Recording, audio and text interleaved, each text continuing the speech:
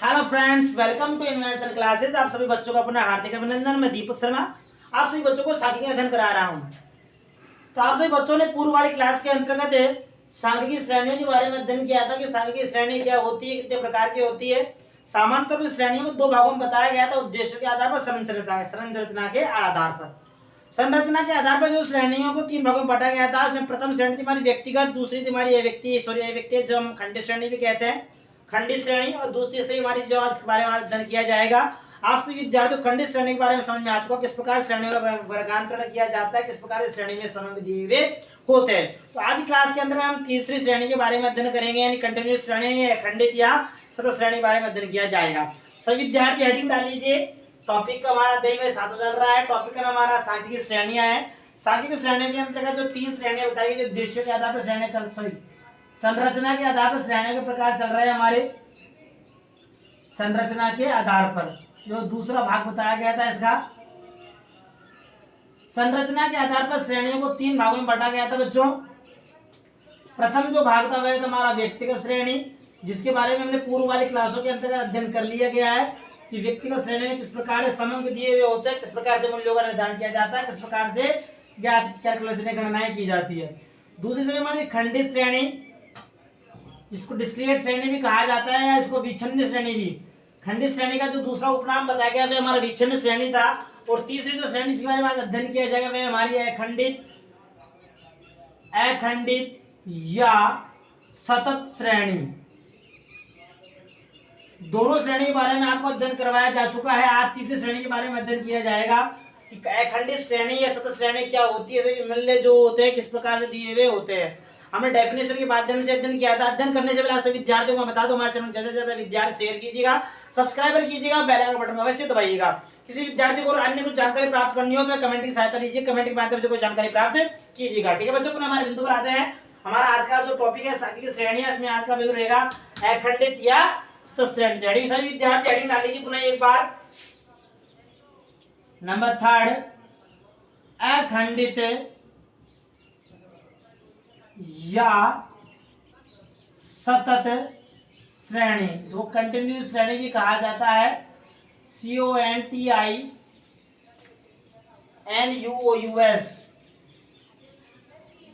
Continuous series. Continuous श्रेणी series क्या है उसको देख लीजिए एक बार। पहले अध्ययन करने से पहले या उधर को समझने से पहले उदाहरण की डेफिनेशन जान लेते हैं कि अखंडित श्रेणी होती क्या है, इसके जो मूल्य होते हैं, समंग होते हैं, किस प्रकार से लिखे जाते हैं, इसमें मूल्य निश्चित होते हैं या अनिश्चित होते हैं या वर्गों के रूप में बटे हुए होते हैं, उन्हें बारे में अध्ययन करते हैं। तो मेरे साथ साथ सभी विद्यार्थी मेरे साथ साथ लिख लेना, इस श्रेणी में, ठीक है मेरे साथ साथ, इस श्रेणी में मदों के मूल्य, जो मद दिए हुए तो मूल्यों के बारे में बताया जा रहा है। इस श्रेणी में मदों के मूल्यों का माप से तात्पर्य मापन करने से है। इस श्रेणी में मदों के मूल्यों का माप निश्चित न होकर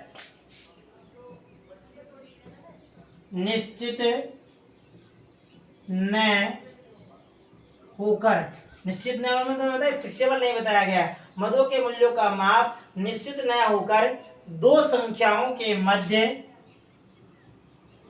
दो संख्याओं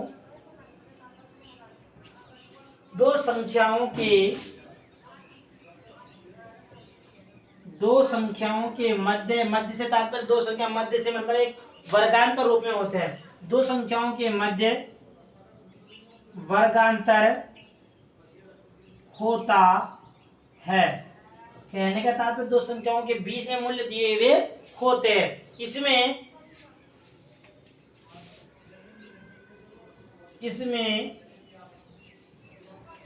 कुछ ऐसे वर्ग बना लिए जाते हैं, इसमें कुछ ऐसे वर्ग बना लिए जाते हैं जिसमें जिसमें शामिल कह दो या सम्मिलित कह दो, जिसमें शामिल होने वाली संख्याएं, इसमें शामिल होने वाली संख्याओं को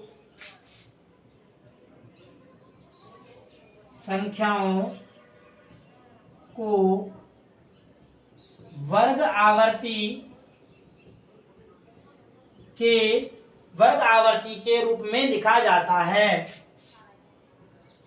आवर्ती के रूप में लिखते हैं या लिखा जाता है। ठीक है बच्चों, लिखते हैं या फिर लिखा जाता है। सामान्य तो जो हमारी अखंडित श्रेणी है, कंटिन्यूअस श्रेणी है, श्रेणी में मदों का मूल्य निश्चित नहीं होता। निश्चित न होने से तात्पर्य क्या है कि दो संख्याओं के मध्य, जैसे 10 से 20 कहते हैं, उसके बीच में वाले मूल्य अर्थात वर्गांतरों में होता है। इसमें कुछ ऐसे वर्ग बना लिए जाते हैं जिसमें शामिल होने वाली संख्याओं को वर्ग आवर्त के रूप में लिखा जाता है, लिखते हैं। देखिए सामान्यतः यह श्रेणी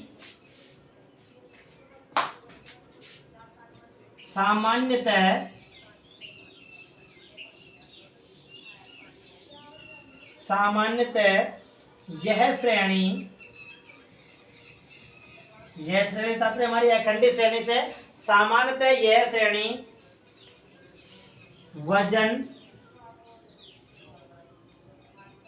ऊंचाई, आयु, आय, व्यय, भार, मजदूरी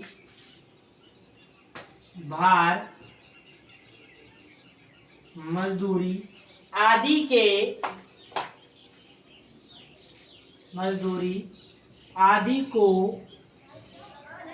प्रदर्शित करने के लिए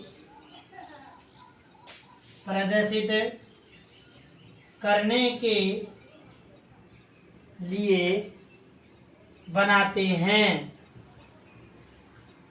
आदि को प्रदर्शित करने के लिए इस श्रेणी का निर्माण किया जाता है। जो हमारी अखंडित श्रेणी है, सतत श्रेणी बताई गई है। जैसे इसके लिए प्रोफेसर बॉडीगटन ने एक बात भी कही है, उसको भी लिख लीजिए। प्रोफेसर बॉडीगटन के अनुसार, प्रोफेसर बॉडीगटन ने अपना मत क्या रखा है इस श्रेणी के बारे में, उस मत को भी जान लेते हैं। इनके मत के अनुसार क्या कहा गया है। प्रोफेसर बॉडीगटन ने बताया है, लिखिए मेरे साथ साथ, इसमें सतत श्रेणी में लिखना है बच्चों, ठीक है। सतत श्रेणी में चर वितरण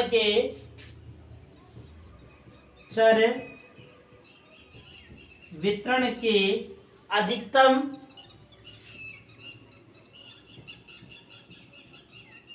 जो हमारे मूल्य चर वितरण जो मूल्य दिए हुए हैं, उन मूल्यों के अधिकतम मूल्य के बारे में बताया जा रहा है। चर वितरण के अधिकतम व न्यूनतम मूल्यों के मध्य न्यूनतम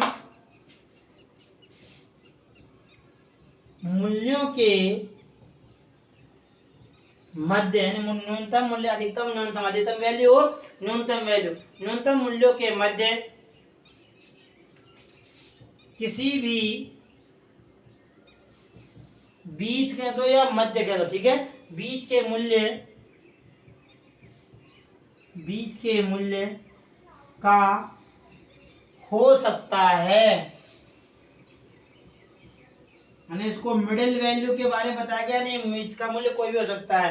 यानी सतत श्रेणी में चर वितरण के अधिकतम व न्यूनतम मूल्यों के मध्य किसी भी बीच के मूल्य का वह मूल्य हो सकता है। और बीच का मूल्य कैसे होगा उसको भी समझ लीजिए कि बीच का मूल्य किस प्रकार से लिखा जाएगा। एक उदाहरण के माध्यम से लिखा देता हूं कि बीच का मूल्य कैसे लिखा हुआ होता है, किस रूप में प्रकट होता है। जैसे यहाँ कह दिया, उदाहरण में बता दिया, उदाहरण के तौर पे उदाहरण तो यहाँ क्या है, जैसे हमारे पास वेट, जैसे वजन दिया हुआ है किलोग्राम में, यहाँ केजी लिख दिया मैंने, और जो केजी वाला मूल्य दिया है इस वाले मूल्य को एक्स वाला मूल्य भी कहा जाता है। ठीक है बच्चों, और इसकी आवर्ती आ जाएगी, आवर्ती क्या हो जाएगी, नंबर ऑफ स्टूडेंट्स, कितना कितना वजन है, इसको एफ कहा जाएगा। ठीक है बच्चों, नंबर ऑफ स्टूडेंट जो आएंगे हमारे, इसको एफ का मूल्य कहा जाएगा। जैसे यहाँ मैंने कह दिया कि जो वेट दिया हुआ है बच्चों का वेट, यहाँ दिया हुआ है 30 से लेकर 35 तक, 30 से 35, 35 से 40, 40 से 45, इसी प्रकार 40 से 45, 45 से 50, 50 से 55 और 55 से 60। तो ये मूल्य बता दिए गए, ये वजन वेट बता दिया गया बच्चों। 30 से 35, 35 से 40, 40 से 45, 45 से 50, 50 से 55 और 55 से 60। यहाँ पर वेट हमारे पास दिया हुआ है, वजन कहने का तात्पर्य है। अब जो ये वजन दिया गया है, नंबर ऑफ स्टूडेंट बताए गए हैं, नंबर ऑफ स्टूडेंट क्या है वो लिख लीजिए, यानी कि इन वजन वाले विद्यार्थियों की संख्या कितनी कितनी है। तो लिख लीजिए जैसे 7, 10, 15, जो भी है, जहाँ कुछ भी हो सकता है। ठीक है बच्चों, 23, 11, 9, ये हमारा मूल्य हो गया, मापन हो गया।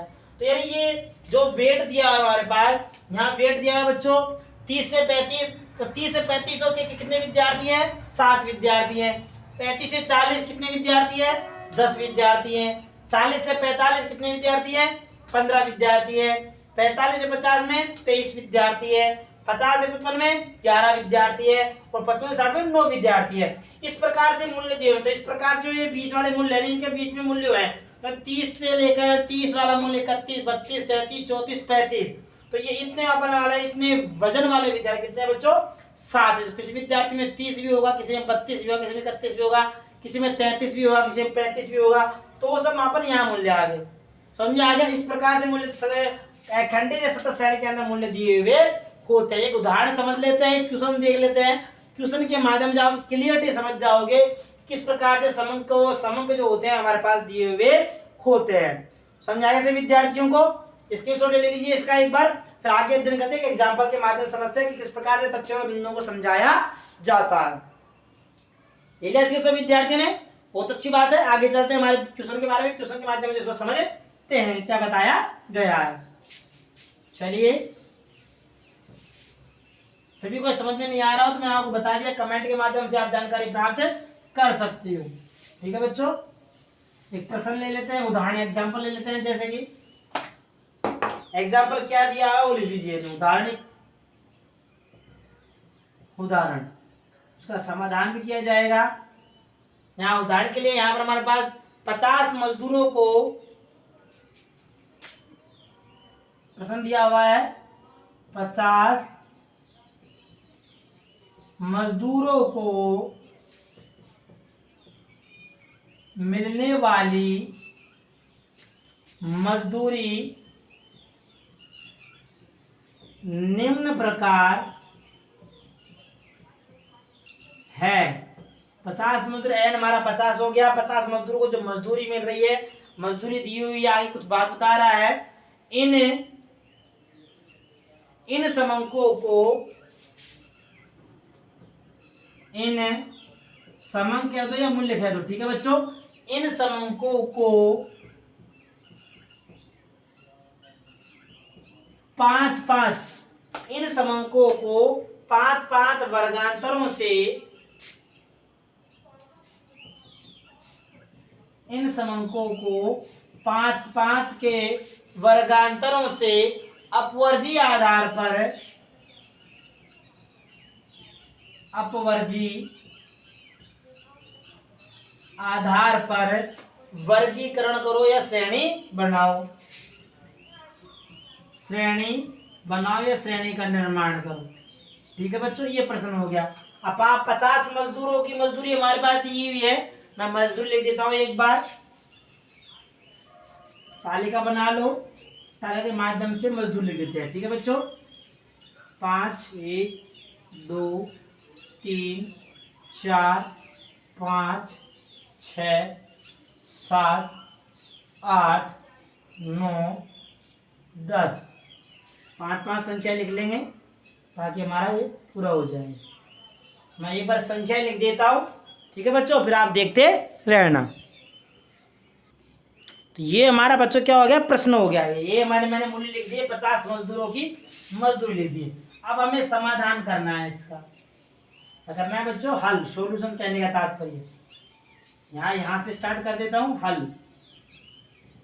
अब मैंने हल करने से पहले आपको नियम बताए थे कि जब भी प्रश्नों को हल किया जाए, इस प्रकार से समंक दिए हुए होते हैं, तो सबसे पहले हमारा पहला दायित्व क्या बनता है बच्चों, इसे आरोही या अवरोही क्रम में जमाना। चलिए यही मूल्य को देखा जाएगा, ये मूल्य आरोही क्रम में है या अवरोही क्रम में है। आरोही क्रम अवरोही क्रम के आधार पर निर्धारित किया जाएगा। तो आरोही क्रम क्या है वो देख लो पहले। 40, 42 सम्मानित, तो ये पहले से आरोही क्रम में जमा हुआ है, तो आरोही क्रम में जमाने की आवश्यकता ही नहीं पड़ेगी। पहली बात तो क्या खत्म होगी। दूसरी बात क्या होती है, हमें इस श्रेणी में समंकों में देखना है कि सबसे छोटा मूल्य कौन सा है, सबसे बड़ा मूल्य कौन सा है। तो यहाँ लीजिए सबसे छोटा मूल्य, सबसे छोटा मूल्य कितना है बच्चों, श्रेणी में 40 दिया हुआ है, और सबसे बड़ा मूल्य आपसे अंत में दिया हुआ होगा ही हमारे पास, उसको लिख लीजिए। सबसे बड़ा मूल्य कितना है बच्चों, 80 दिया हुआ है, ठीक है। यहाँ तक कोई कंफ्यूजन है। अब हमारे प्रश्न में जो क्या कह रहा है, प्रश्न में बता रहा है हमको कि 50 मजदूरों की मजदूरी हमको दी हुई है। इन समंकों को 5-5 वर्गांतरों से यानी वर्ग बनाने हैं। अब वर्ग बनाने में वर्ग कहां से प्रारंभ करना है बच्चों, सबसे न्यूनतम वाले मूल्य से। किससे करने हैं, सबसे न्यूनतम वाले मूल्य से वर्ग बनाने हैं। तो यहाँ पे लिख लीजिए, प्रश्नानुसार 5-5 के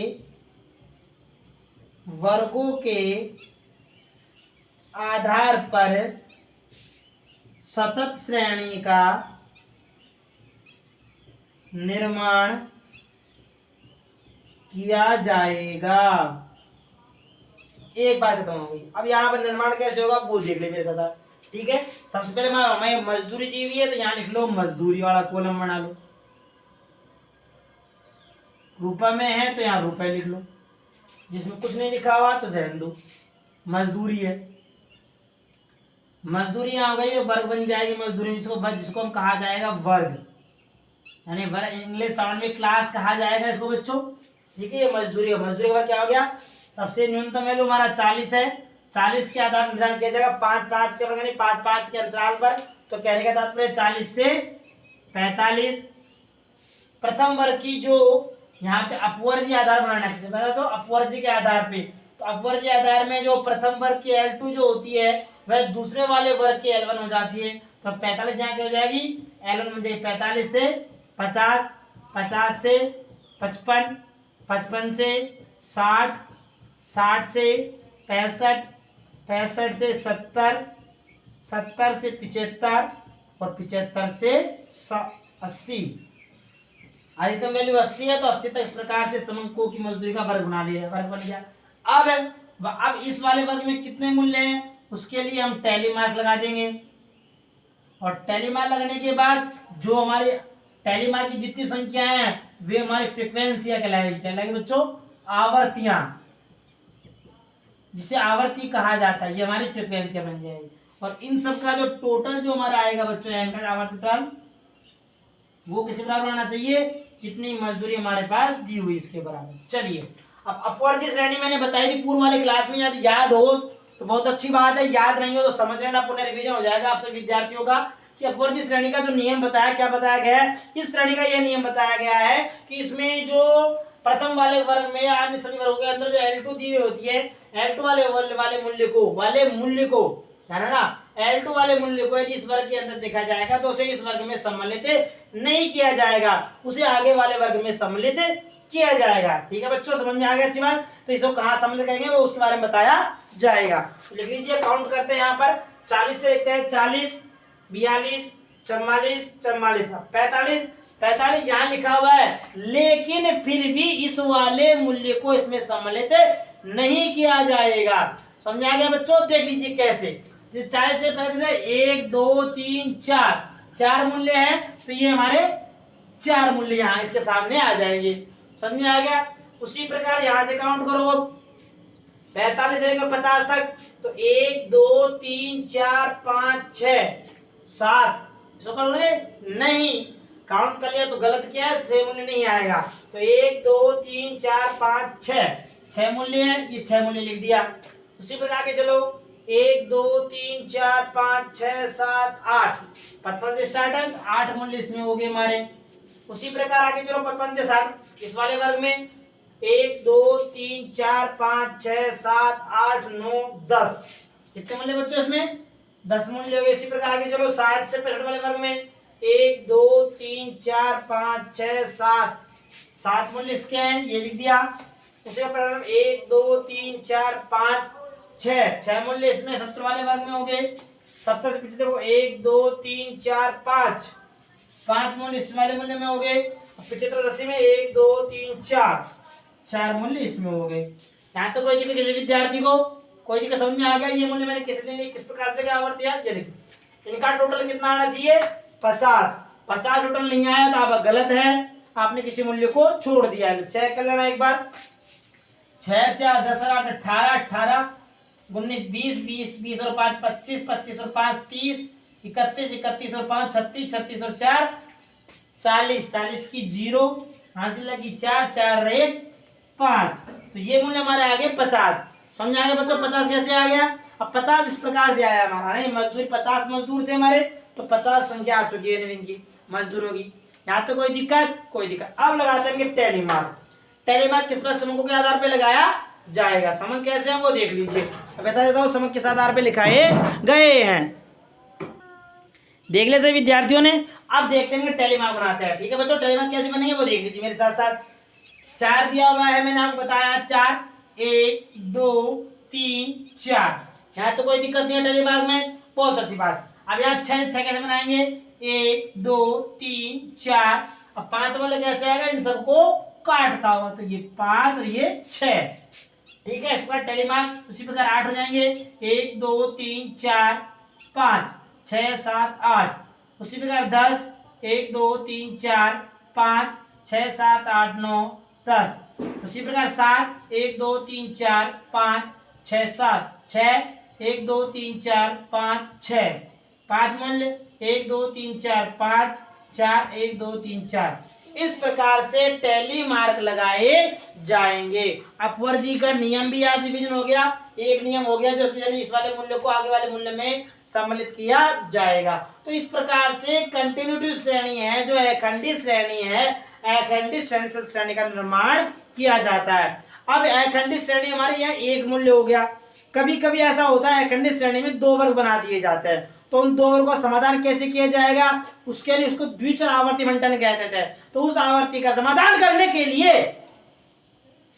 उसके वर्ग बना लिए जाते हैं। क्या बना बच्चों, 2 वर्गों के आधार पर उसका निर्माण कर दिया जाता है, जिसके बारे में पढ़ेंगे हम आगे आने वाली क्लास में। तो इसका स्क्रीनशॉट लेना सही विद्यार्थी, मिलते हैं आगे आने वाली क्लास में। कोई समझ में नहीं आ रहा हो, कोई दिक्कत हो कि क्वेश्चन में से पहले इसमें समाधान किस प्रकार से किया गया है, तो आप कमेंट की सहायता ले सकते हो। ठीक है बच्चों, लेना इसके स्क्रीनशॉट, बहुत अच्छी बात है।